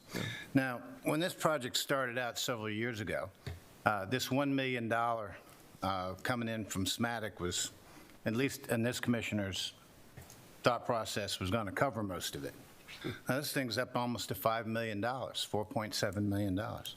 It's a building that's 8,300 square feet, and this projection is $569 a square foot. Someone may think that's really high. I think it's really high. So my thought is, how much are we going, what kind of a ROI are we going to get? Obviously, we'll have something in county that allows our farmers or our people who do butchering and stuff to have it done locally, and that's a great thing, I think. I agree with that. Yeah. But this has just taken on a new life of its own and gotten so expensive, it's just blown up. I'm just really surprised that we're at this stage. I'm glad we're 50,000 or less into it, but at 4.7 million, what's caused this thing to be so expensive? Well, Commissioner Hewitt, it is a complicated building. It's not just a shell. I know that, and I'll let Mr. Dietrich maybe fill in some gaps here. Right. And I think Mr. Castellanos has hit the nail on the head there, literally. The building itself has a considerable amount of built-in equipment that are actually part of the building fabric. I mean, you're essentially creating a refrigerated building. First of all, there's quite a few walk-in spaces that have to be kept at a low temperature so that and some are very cold, you know, close to freezing. Some are actually freezing, and others are simply cool to help keep the meat fresh. There's also a complicated rack system that's built into the building that's part of that cost that allows, I don't know if you've seen them in movies or whatever, allows the big slabs of meat to be moved through the building. Kind of like Rocky? Processed. And Rocky when he's... But I guess Yeah, that's it, yeah. it struck me as being high, so I contacted a person I know who's involved with the Amish, and, they got that slaughterhouse, and it didn't seem to cost anything like this. Now, I don't know, I'm not a slaughterhouse expert, I don't know what they do, but it seemed like they would be doing the same type of refrigeration, and the Amish, don't use the technology. Actually, they're not. Slaughterhouses don't. Okay, they're a lot less. Well, they don't have kind of big refrigeration. They slaughter it, clean it, and immediately goes to a refrigerated van to be transported to one of these. Okay, so the key gets to be it's a lot less intensive. It's not, well, they don't have that kind of expenses. The other thing, Commissioner Hewitt, is that the site is not prepared. So we have to bring in water, we have to do sewer, we have to get the road, clear the site. So that is, the land preparation cost is pretty expensive. And I think we had 3 estimates, which is what we've done over the past 2 years. What is the true cost? Because we got kind of a high one, we thought. We went to someone else, we went to we're back to kind of that first high one, I think, where we ended up. So we've been checking because we're constantly getting that question. Why is it so expensive? Can you get another estimate? What does somebody else say? So we do have kind of concurrence that this is an accurate cost. We have recent experience with construction from DPW also that says this is what it's costing us to build these buildings these days. Okay, so the last thing I'll ask is, at $4.722 million, you think that's it? Now, of course, you got this clause in here, we can get out if it's overbid, but I mean, Lord knows, don't come back and say this thing's over $5 million or something. All right, well, I'll leave that to... Well, we're going to go through a design process, which will have probably 3 different cost estimates as we go through the process. So we'll be able to target specific items and maybe figure out how to reduce the cost so that anything that goes up in cost, which is inevitable with the supply chain issues and so forth that we got now, that we'll be able to bring it home at that 4.7. So that's not a goal, that's a requirement. Okay, and the return on investment will be, this being done in the county will allow people to have better access to local produce? I mean, it'll just make it cheaper than It will going. help our local, well, go ahead. Yeah, this is a meat process, you know, I got a cousin who raises cattle. Yeah, no, Jimmy Coombs. Yeah, right, and so he's got to go outside of the state normally for processing. He goes to Virginia just to have it processed for his people that buy it from him. So this will eliminate that. It's just not only our county, it's a tri-county area that will be able to use this as a processing center versus going to Virginia or upstate Again, Maryland. as long as it returns some kind of value to the taxpayer who's putting out the money to pay for this thing. Yeah, but the other thing that's going to go on there is that there's going to be training of both butchers, so we'll kind of grow our own, so to speak, in the workforce, which should improve the quality of even deer, you know, venison and so forth that someone may do in their own, you know, there's a number of those facilities. But more important, it'll help local grocery stores actually get highly qualified people that'll help them do more processing on site and perhaps have custom butcher shops that spring up in various areas to take care of whatever people want. And this rack because- will also have retail sales out of the rack itself. That's People correct. can go there and buy processed meat, normally frozen, but Right. There's also local the whole processing. charcuterie, that smoked meats, all those things that are going to go on there, which also we're building in a teaching kitchen. So either, you know, both in that teaching kitchen, but also just on the floor, you can have apprentices that are working hand in hand with the people that are doing either the basic slaughtering or the processing of value-added products that'll then be sold either at the North County Farm Market, once we get the electrical panel, and I understand electrical and panel also the got local run over by a delivery van or something? Is that what- Yeah, that happened at the FedEx facility. It fell off the truck and got run over. I So, got run over by a reindeer. Oh, well. If you look at the barns at New Market, our new North County Farmers Market, which is obviously soon to be open, and this, which is close by, in the Fisher Slaughterhouse, I mean, having those three things together is really going to be a showpiece and important for all of Southern Maryland, not just our county. It's going to be, I think, we're a little bit of the envy of some of the other counties. I think we're lucky to have these. They'll be, like I said, kind of a showpiece. Well, do you have any estimates on the return that we expect to see based on the industry? In terms of tax revenue, businesses, any I forecast? don't, but SMATIC might have that, and I can follow up with you. And get back to you. The reason I ask is I know they do. Extensive research went into this, extensive research for the location. Yep. Not only that, but it also went into strategically locating it so it would be easily accessible by most in the county, as well as the other counties and Virginia.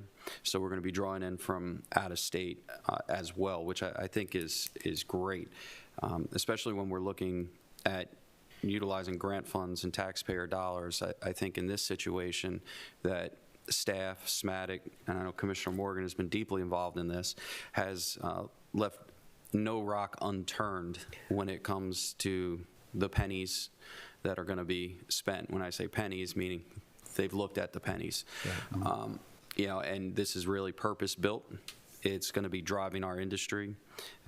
You know, great use of taxpayer dollars along with grant dollars that remain within the government as well. I think that's one of the most important things, that this isn't just going to be turned over to a private organization afterwards, and the county's not going to be able to do anything with it. And of course, all the agreements that are in place.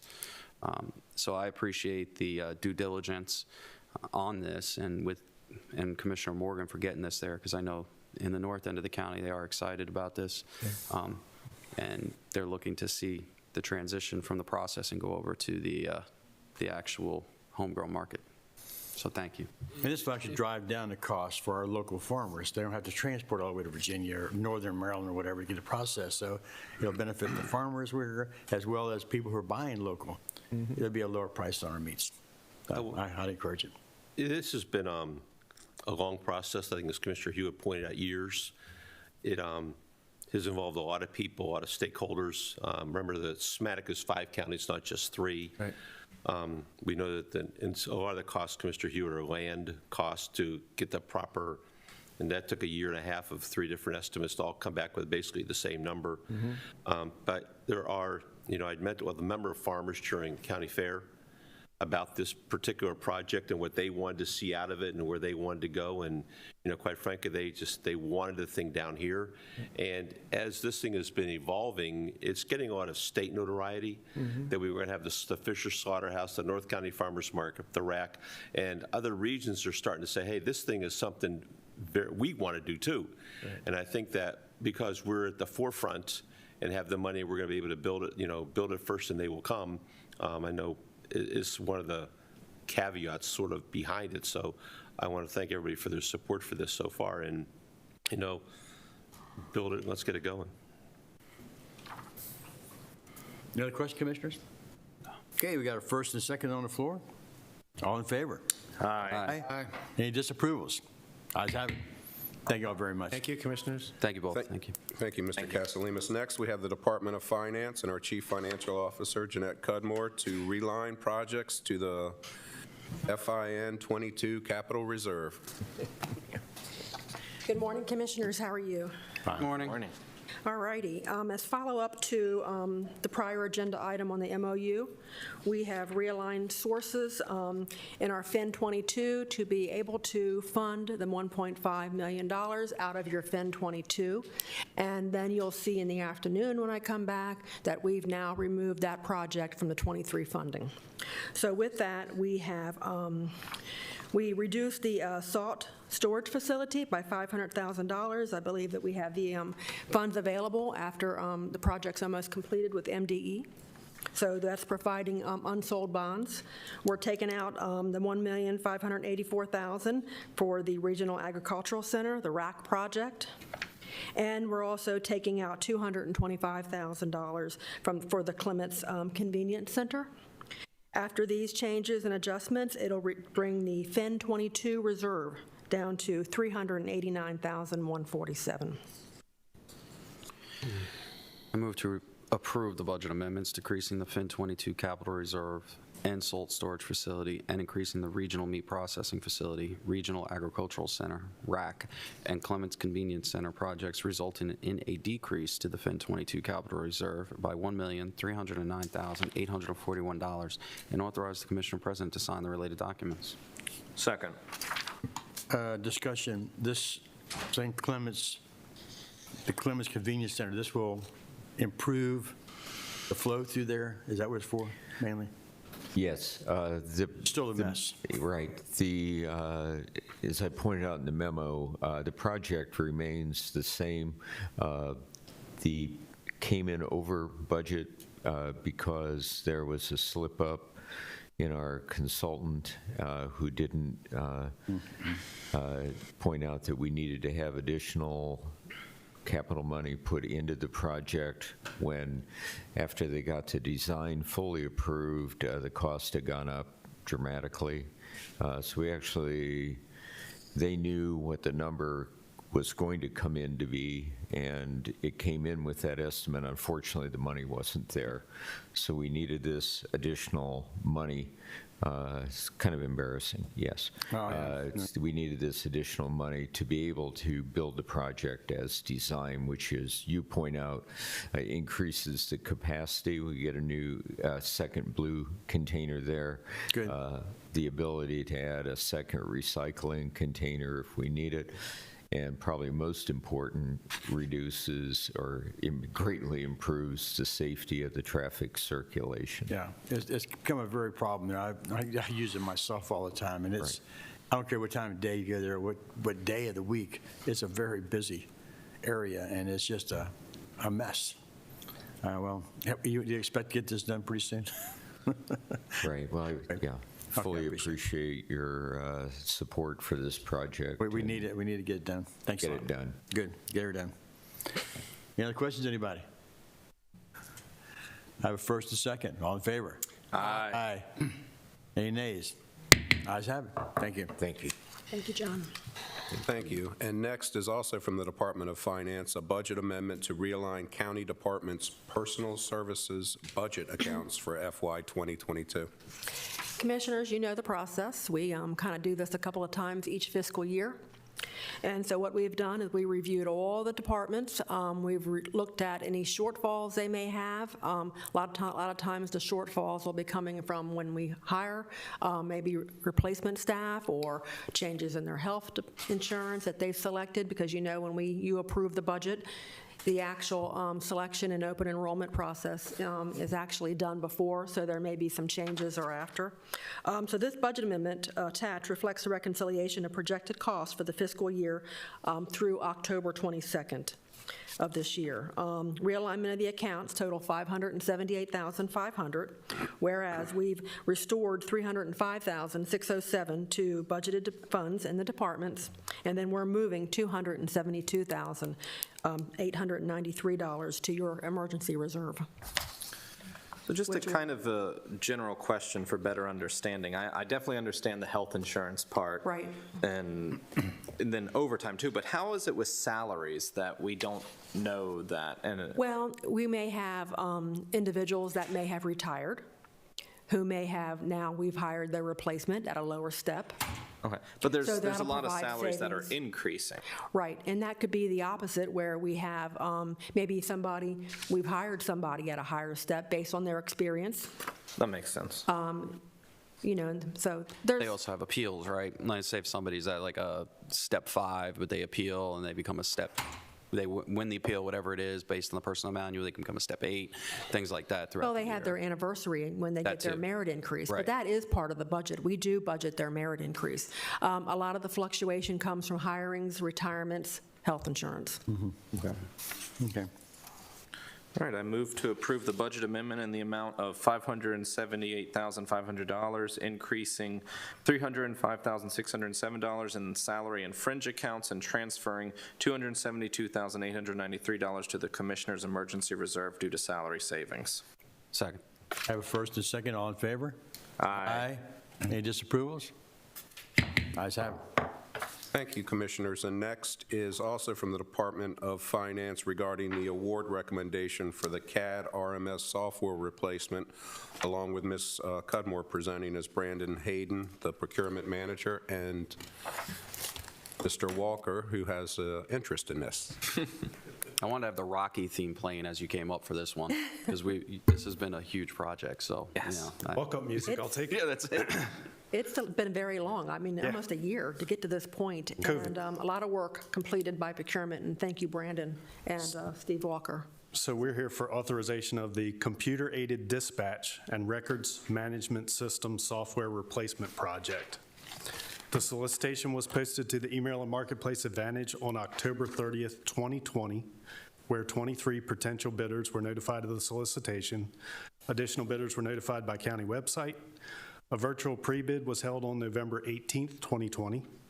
One amendment was posted to answer questions and respond to requests for additional information.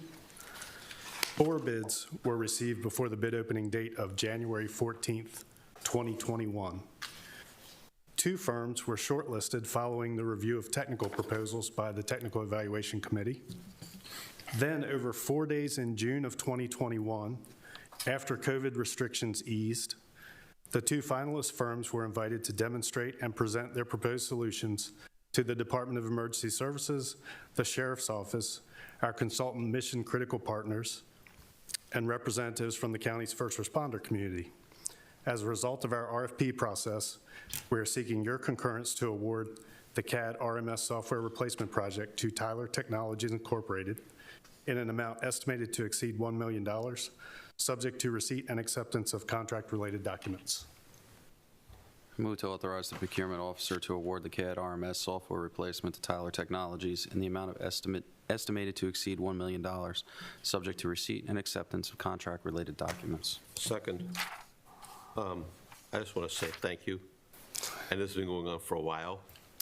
You listen to me quietly, and you listen to me loudly as you listen to Commissioner O'Connor, and so thank you. Yeah, I agree. This has been a long time coming, but, I mean, there's a lot of excitement about improving this, but also from the sense of we'll be able to collect better data Yes. and easier Yes. collection of data through this. So thank you. And also, we need to recognize who's not up here, Captain Willenberg. I think he was Yes. here. Well, I think He might have already left, but He's Steve sitting in the Walker. back. And it's a good cooperation between the departments, Well, elected official. And that's what I was working going to say. together. That what this comes down is the best product that's going to help the service to the citizens. And there's so many people that were involved in this project that aren't in this room. Yes, contentious at times, but any good thing that you're working on should have those moments. That's right. I truly believe it, because if you're not speaking openly, honestly about it, and somebody's not disagreeing, you're not heading in the right direction. So our fire, our EMS, our chiefs, the volunteers, everybody that participated in this process. And if I'm leaving anybody out, I apologize. I know the sheriff's office was definitely involved. Just, was it 5 years, 4 years? It's been about 4 years. Yeah, 4 years, but that's fine, because you got the product that you need. So thank you for all of you for getting this up and running. It is important to say we had, the rescue squad, the Fire Board Association, we had our dispatchers in the room, we had the sheriff's department in the room. We all did evaluations. It truly was a good teamwork to get to where we are. And I think it's a really, really neat project, the way we've come about, and looking forward to the next. What's the Next timeline? Yeah, that's what. Timeline? Yeah. So, when I did the reference checks with other ones, some of them, they get it up and running in about a year, some as much as 2 years. It is a large build-out. It's not something you want to Build-out. rush. No, but that's okay, because, all the partners I just mentioned are all going to have some part of this in helping to make sure we build it to meet their needs. So it's just the next step in it. It's going to take some time, but we got to get going. So we now have our CAD technician that we were going to hire on board, so that person's ready. They will be at every meeting and learn this process all the way through. And again, it's very exciting. Very much looking forward to this. I agree. This thing needs to get done, and I totally agree. When I read this last night, I saw that it was the bid proposals were due January 14th of 2021. That's like almost a year ago. And now we're finally awarding this contract. So are we expecting it to be done by January of '23? Is that what you're saying? I don't. I expect this is going to take us 18 months. That's 18 months build Yeah. up. And I think that you'll see one side come up. Remember that we have police dispatch and we have fire dispatch. One will come up, but I'm okay with that. I don't care if it takes 18 months, 2 years, and I don't mean that in a bad way, but we are on the way. But June of '23, just so we I have think some that's a kind of good. I think that's a good estimate. But we are on the way. We are building it. We're ready to roll on this. Yeah, I use the term, everybody knows when their birthday is. So it'd be, just for this commission, it'd be nice to know by the summer of '23, this thing will be done. I hope so, and that's a good target date. I wouldn't lock yourself in. I've participated in these CAD RMS switches, and beyond that, of figuring out not only on the other side of, are all the reports going to remain in the old system, or are they going to be migrated to the new system? Is the old system going to still be supporting while it's working? There's all sorts of varying changes, and it's never truly 100% set up for a good 3 or 4 years as you're working the bugs out, and then you have all the other state systems that tie into it. So when you say the foundation, I think you might be better saying the foundation may be laid by that day for it to be that's pretty good working. That's pretty but accurate. fully going, Yeah. I don't want you to lock yourself in and, Yeah, that's pretty accurate. to a bad date there. Yeah. Anything else, Commissioner? Mr. Walker, I want to thank you for having one of your 911 representatives at the MACO conference. There was only about 6 counties, I think, that were participating, and you all were doing it live, and it was very good, very well done. Very good. We're moving along pretty well. We'll probably have another good announcement after today, and one of the other projects we've been working on that should go live today. That's our EZNet. Well, we looked good at the conference. I stopped by several times.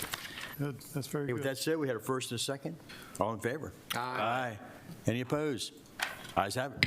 Thank you, Commissioner. Thank you all very much. Thank you. And Commissioners, item I, the last item on the list, is from the Department of Information Technology regarding the Neighborhood Connect Fiscal Year 22 Maryland Broadband Funding Program. Mr. Bob Kelly presenting. Thank goodness. Good morning, Commissioners. Morning. Morning, Bob. I kept calling Mr. Weiskopf just to make sure that he was earlier. So Commissioners, I'm before you this morning. This is the actually the 5th iteration of this grant. To date, this is year number 5. There's been a significant number of changes this year in this grant, and the reason that I'm before you seeking permission for authorization for Commissioner President to sign the 5 grant applications, authorization to sign those today, and we'll get the completed package to you later this week or early next week, Commissioner. This has evolved. This is the state grant we've applied for and succeeded in doing middle mile projects for the last 4 years. This is the actual first. We've heard a lot about broadband funding coming down from the federal government, money coming from the feds through the state. This is our first opportunity in St. Mary's County to seek some of that money. We've been encouraged to supply multiple applications, and the grant maximum has been increased to $500,000 for each application. Now, tell me, I read what you're talking about. Now, is this the newest stimulus bill, or is this the one before that, or the one before that? I believe this is AR, American Rescue Plan funding that was allocated to the state. That was done about a year ago. I believe so. Okay. And so what we're actually trying to do, there's been additional requirements from the state that actually require some information commitment from our internet service providers, our cable companies. And so we've been working diligently. This grant was released in early November, so we've had about almost just a little over a month to get this together. And so when we're asking internet service providers to make a commitment, they want to make sure that their I's are dotted and their T's are crossed so that they don't commit to something that makes them vulnerable, right? Yeah. And so that's why the package will come before you in the next week. What we're hoping to do is, what the plan is to utilize previously approved ARP funding that the commissioners allocated for middle mile projects as the county grant. So we're not asking for any additional county money. This is money that you've already allocated. And some of these middle mile roads that are in this application, we would have done with that ARP funding that the commissioners allocated. So the ARP funding came to the state at the same time it came to the county, but the commissioners allocated a significant, almost $2 million in last mile and middle mile projects. And we have been working on those middle mile projects. I was hoping to come before you today and say what was completed, but we've actually completed 13 miles of cable installation since you allocated those funds this summer. But what does that really mean? The splicing is not done yet, and hopefully by mid-January, we'll have the splicing done. And when you combine what we've done for the middle mile and the last mile, we'll have 138 addresses that have been connected probably in mid-January. So I probably won't be before you before then. But you'll see those numbers in my monthly report. With this grant application, these 5 grant applications, it essentially takes care of the remainder of our middle mile projects that we've identified in the county.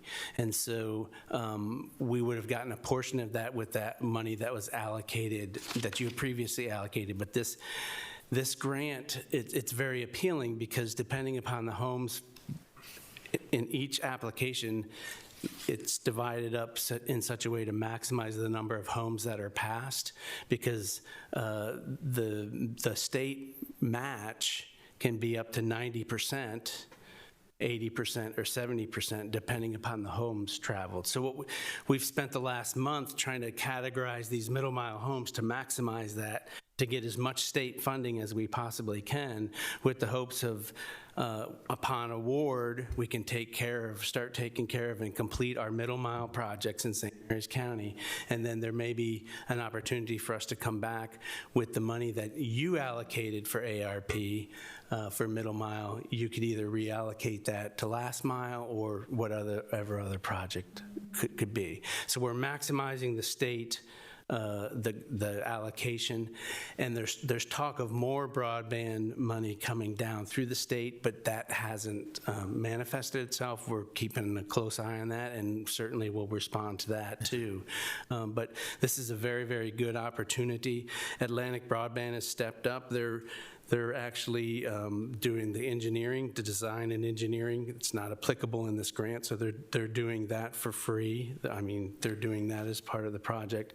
And then they're also doing a similar to the county match in kind of $153,000. So we would use $153,000 of already allocated ARP funds for the county. Almost $336,000 in either in-kind or design services from Atlantic Broadband, and the remainder of the just over $2 million we're expecting the state to award, hopefully. Mr. Kelly, on this overall project, as you're very aware, I was a critic of the first $2 million being allocated. At that time, I viewed it as supporting infrastructure for a private company that otherwise should be doing it themselves. However, being nearsighted at that time and overall looking at the impact that this has had for everyone in our county, I just wanted to recognize that I think that you've done an amazing job. I think you've followed through, and I think that it has had a significant impact for many people living in this county that otherwise would not have been able to get these services to where they need to be. Regardless if the funding went to a private company, it was meant to take care of our citizens and get everybody the internet and falls in. And now we have plenty of people and counties that are following on our heels to go ahead and make this happen.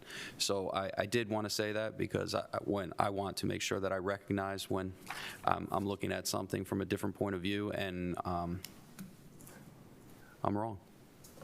So I have no problem stating that at this point. I think it's been amazing. I thought it was going to be something else, and I thank you for your hard work and the constant good messaging I'm hearing from our citizens. This is a great project. Thank you. Thank you, Commissioner. I would just thank you for that. I don't think I disagreed with your comments originally. I know. Okay. Mr. Kelly, a couple weeks ago, we saw the Board of Ed say they reached 98% connectivity. Yes, how are we doing with that percentage connectivity? So again, if splicing was done, and I haven't run the actual numbers because I don't like to project too much because that gets me in trouble. I believe by the end of January, as far as the Board of Ed addresses, I believe we'll be very close to 99% connectivity for all the addresses. And again, I just have to keep mentioning, this is a moving target. This is a challenge. Every week I get about 70 or 80 additional addresses from the Board of Ed. Yes. Now, we've already accounted for them in our overall project, but they move over. But it does affect that percentage and that number because we keep adding to addresses. We never really take addresses off. Should we expect that new construction's going to automatically have it? Well, so the original effort for the Board of Education was based upon a almost $1.6 million grant that we received from the state. That grant is complete, and we spent all of that, and then just a little bit more. But we spent all of that grant funding to get the connectivity. Now, the Board of Education addresses where we have students, they're benefiting from our last mile and our middle mile, and that's how those numbers are increasing. So everything's based upon footages. Right now, we're connecting folks up to 1,000 feet with our last mile. Right. And so as we submit this grant, if the board approves this grant, we're gonna tap the brakes a little bit on the middle mile projects and start really concentrating on the last mile, the individual homes, because we have funding for that, because we want to maximize and get this state funding as much as we possibly can. And so yes, it's been a good project, and when we've made significant progress, we want to keep the contractors working, because now that we're seeing these federal dollars come to the locals across the United States, those workers are, they're a prime commodity. We don't want them to go back home in Oklahoma or Alabama, where some of the contractors are coming in to supplement. We don't want them to go back home and then go get contracted someplace else. We want to keep them busy and keep them working. I may have missed and explain or asked my question. Sorry. My point is that I guess I thought when this all started, we had existing homes that weren't connected. Yes. Heard commissioners talk about the distances, and people talk about how much it costs, and they're not doing it. So my question, though, is new construction. I would hope that the existing homes that weren't connected, okay, that's a finite number. Yes. New homes that continue to be constructed, I have to think they'll automatically, they're not going to be connected without, I mean, they're going to be built without internet, are they? Depends on where they are, I would think. I mean, it just wouldn't make sense. So you bring up a great point, and county staff has been working. So IT has been working with Land Use and Growth Management, and we've been working with the Office of the County Attorneys.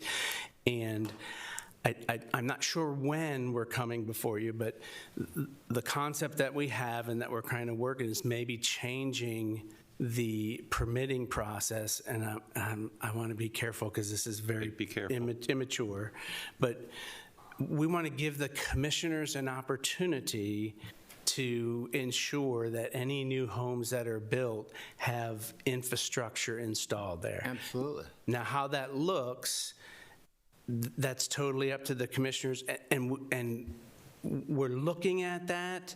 We haven't actually come up with that. It's not been refined enough to present to you, so I'm a little premature. SMETCO goes to every new house that's built. It just doesn't make any sense that we can't have broadband sent to every new house too. So just this year, the legislature, I think they approved it last year, but it became effective this year, allows for dual trenching.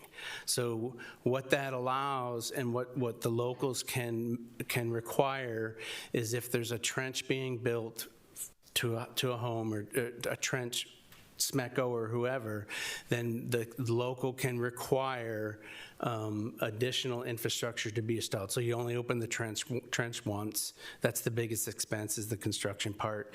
And so the concept that we have, very immature, very infant, in its infant stage at this point, is, well, maybe we make sure that at least the conduit is installed for broadband, so that the cable company or the ISP can just blow it in, and they don't have the big expense. They can blow the cable and not have a big expense of doing the construction.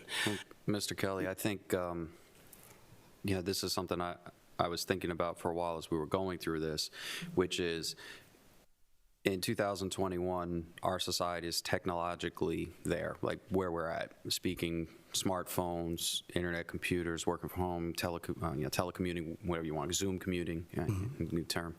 But the fact that it's required to pass an inspection to have electricity and water, at our current state in our society, I don't understand why it shouldn't be required that there is internet run to the home. The same thing. I mean, at this point, it's that it should or it should not. It should be a requirement that the cable is run. The federal government doesn't recognize it as a utility, correct?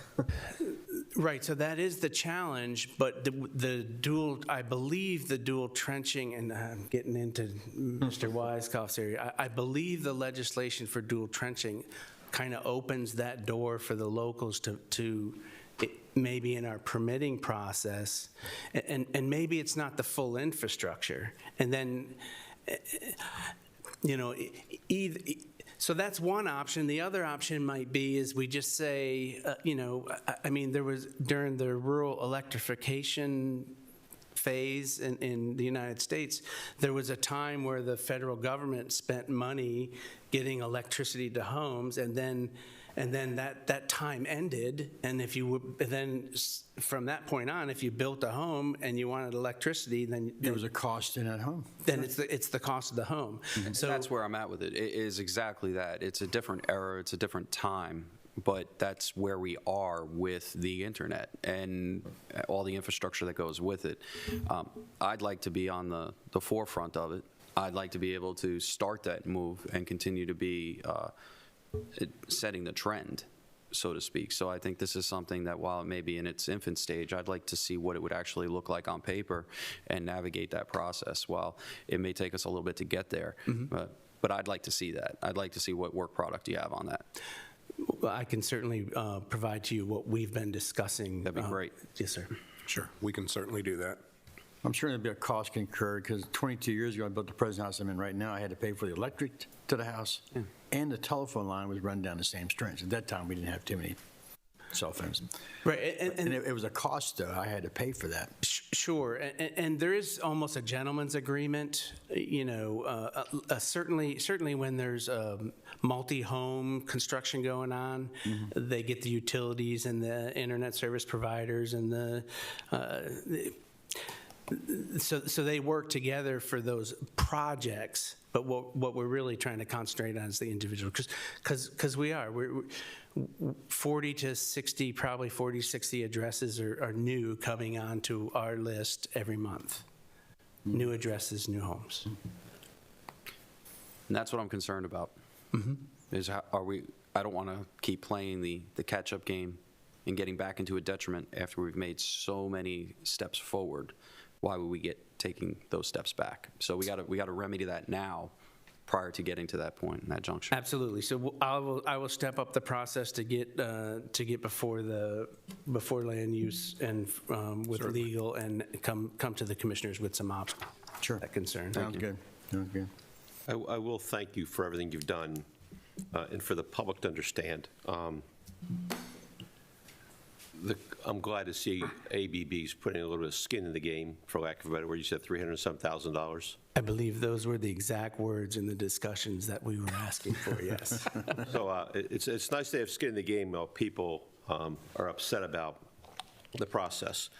I think that, we listen to social media enough and get blasted enough about Verizon and Fios.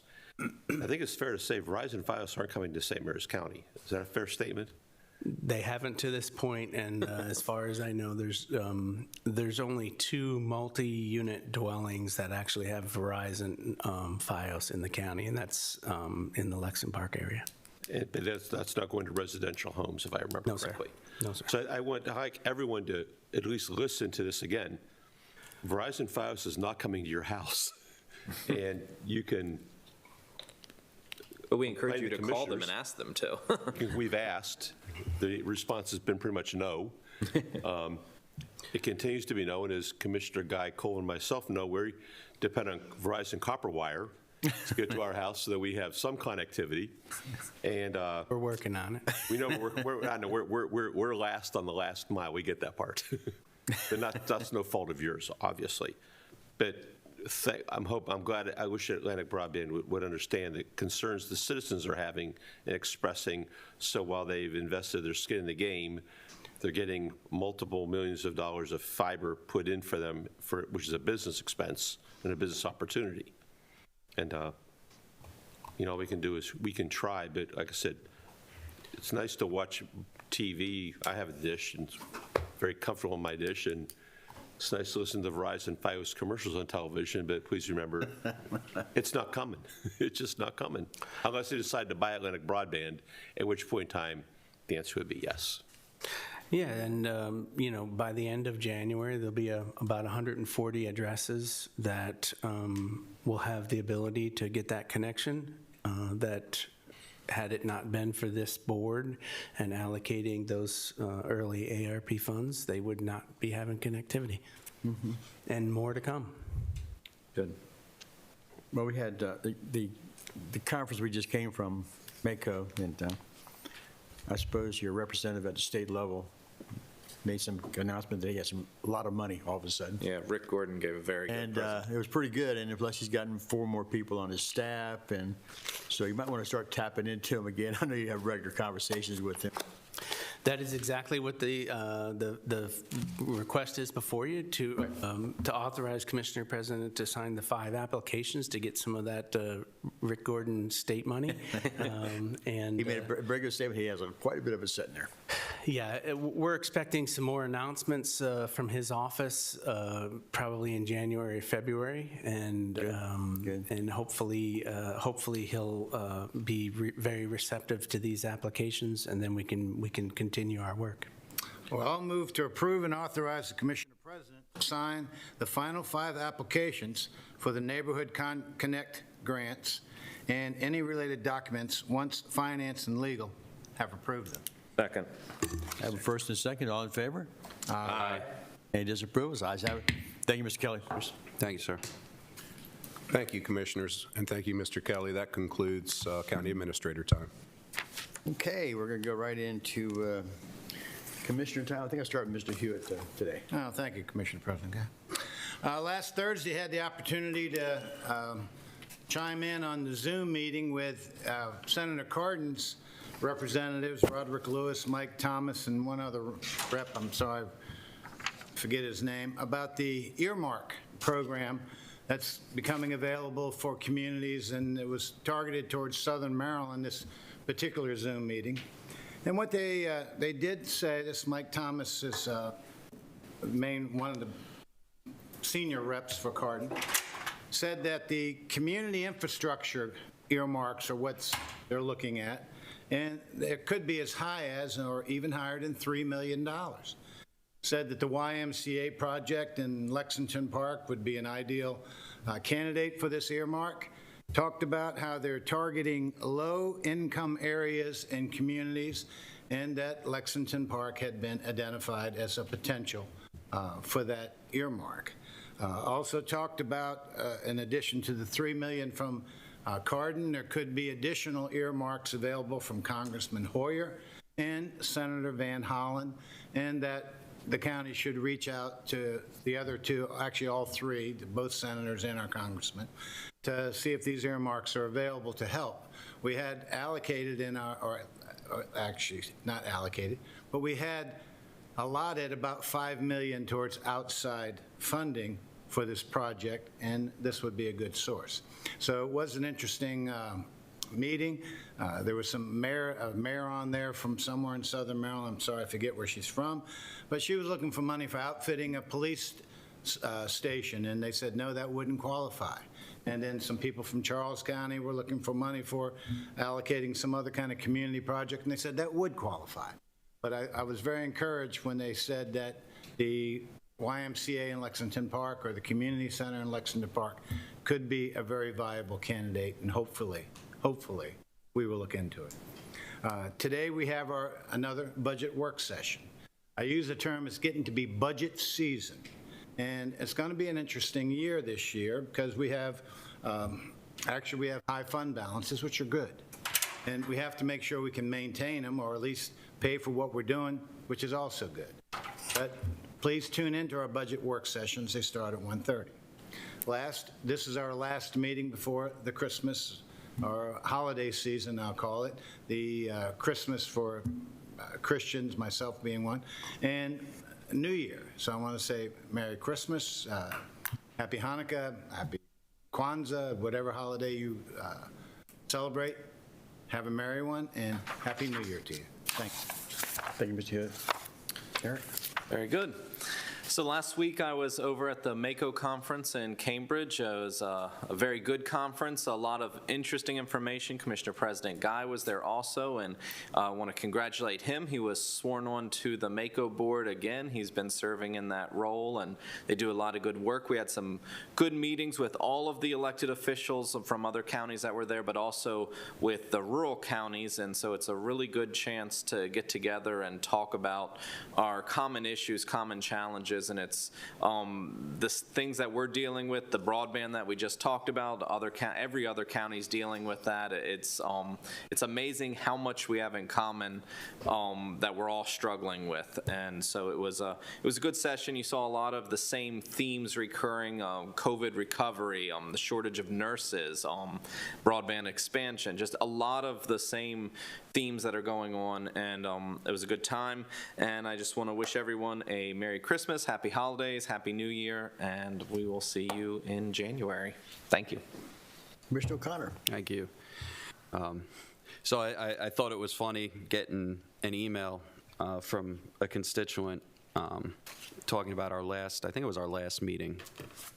It probably was our last meeting.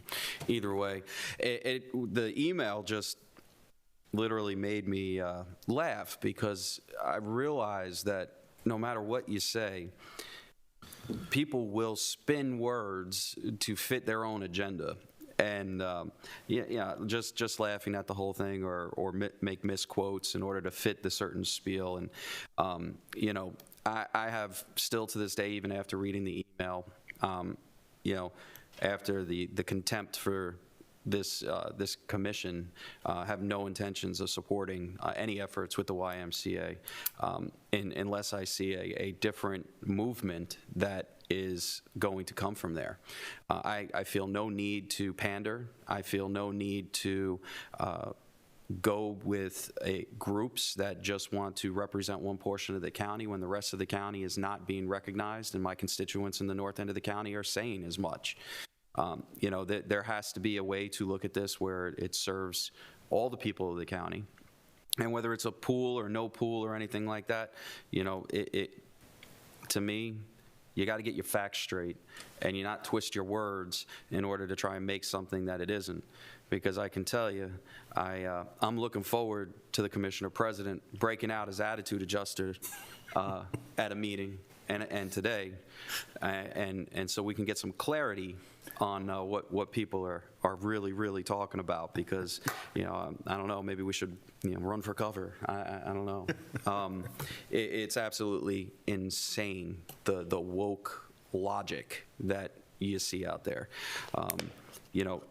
Either way, fact of the matter is just because you don't get your own way doesn't mean you stomp your feet, start pointing fingers, and try and turn words to mean something that they're not. I just think that's absolutely absurd.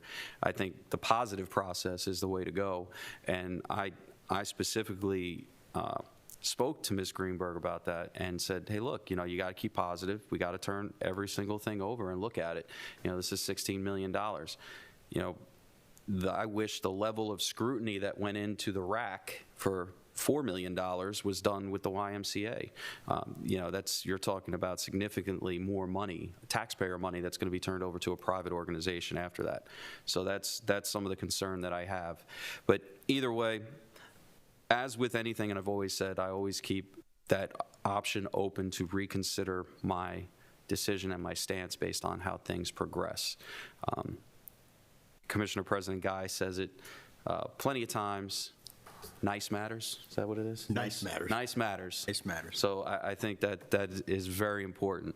And I am looking forward to the budget work session. I think this is going to be a great budget. I am excited about the RAC. I am excited about the homegrown market finally getting its electrical panel. I think there's lots of things going on.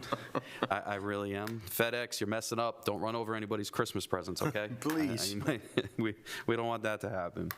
Either way, I wish everybody out there Merry Christmas, Happy Holidays, and don't take for granted the ones that you're with. And make sure that you pick up that phone and give a call and say hello. Even if you haven't talked to them in a long time and there's something sitting there in the back of your mind that says, I'm not going to call them, pick up the phone and call them. You never know when that last moment may be. All right. Thank you. Todd.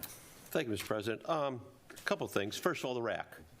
I want to thank the commissioners for the support for the RAC. This has been, as I said, a process going on for over 3 years now. And, as I went into my last few months as a commissioner, it's good to see that as I have my little checklist, this is one thing in the box I can check off and say it's good and we're moving forward.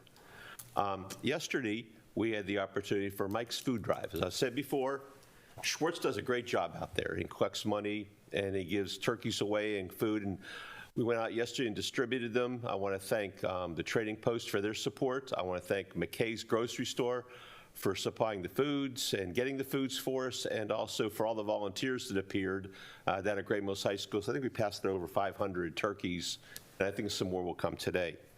Our condolences go out to the mission. Pastor Rob Myers, I think many of you may know, was one of the founders. He passed away. His funeral's today. Unfortunately, none of us will be able to attend since it's going to be conducted during the budget work session.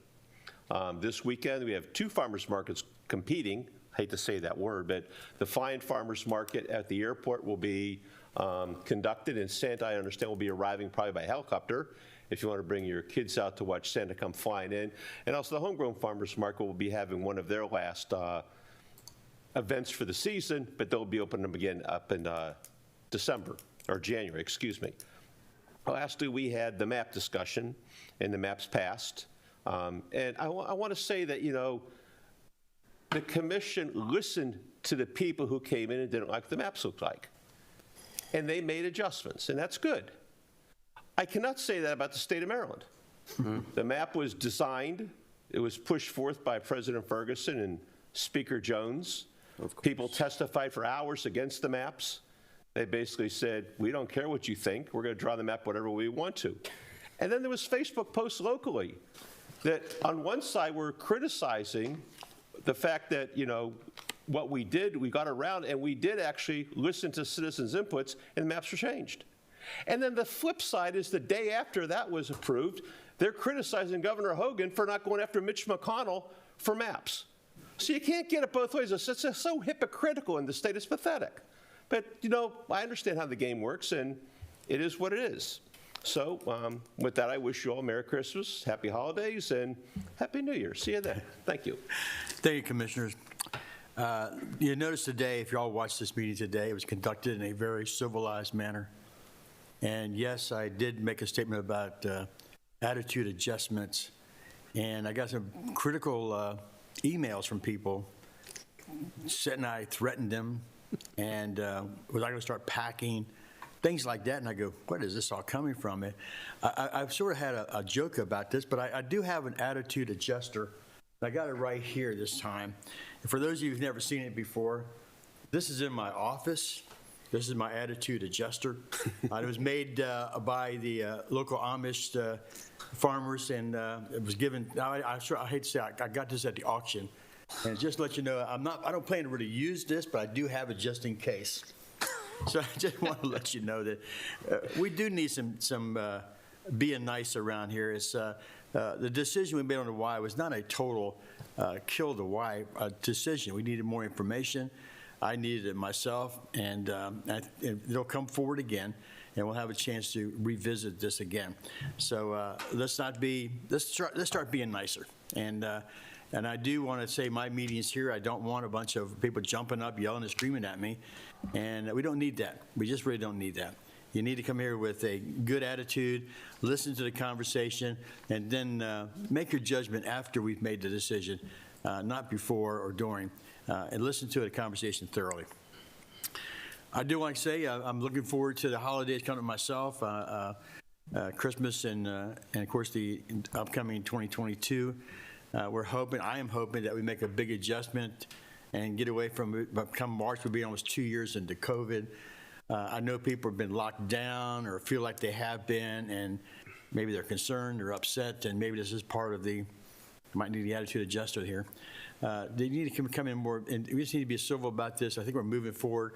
I thank our county employees for all the good things they have done in providing the best services we can for our county people. and schools are operating and going on. Our emergency service network is working just fine right now. So we need these improvements to happen, and we just need more of your support than anything else. And I think we got 5 good commissioners here to make sure that we do this in a civil manner. So my final thing is, let's be nice. Nice does matter. I need a motion to go into closed session. You're going to use the attitude adjuster? Come on, you got to use it. You got to use it. You have to. A motion to enter into executive session for the purpose of discussing personnel. Second. I have a first and second, all in favor? Aye. Aye. Motion carries.